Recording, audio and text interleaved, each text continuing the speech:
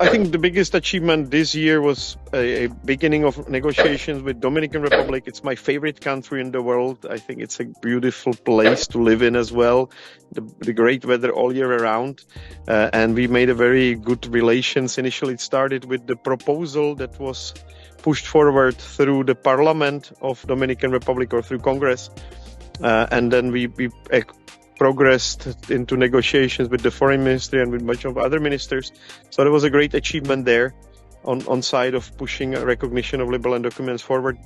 Meanwhile, a year ago, we already got the recognition in Haiti for our collaboration. We already got an access, for example, with our passports to El Salvador, and we already knew that the passport works very well in half of Africa. And for example, Oceania as well as Pacific, in all these smaller countries, they recognize Liberland passports, don't have any problem with it. But wow. Yes, Liberland passport is not the best passport in the world for traveling, but we're working on it, on making it happen that it will be the best passport in the future. You have some critical countries. A lot of people, for specific strategic reasons, they really are fascinated with two countries. One is Dominican Republic is the main one. It's one of my favorite countries. I discuss that with a lot of people who I work with.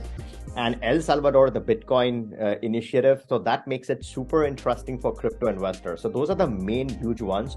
One quick question, Vít, is this a recognition for the diplomatic passport or is it also for the regular Liberland passport?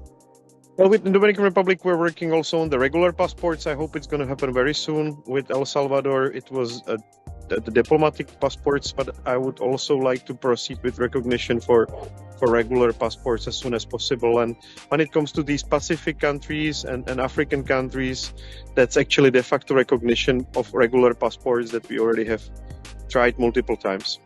Oh, I see. So African countries, there's still chance, even right now, with the regular passport, one can actually travel? Yeah. For example, Kenya is a great country where we have at least 20, 40, I think, stamps overall and visas issued. Wow. Because we have the world, the countries that you really want to associate with, like the Western countries, they might not recognize it, whereas all these countries that really matter, the Plan B countries, where people are really looking to go in future for Plan B. And Plan B is a personal thing, right? It's a private personal thing.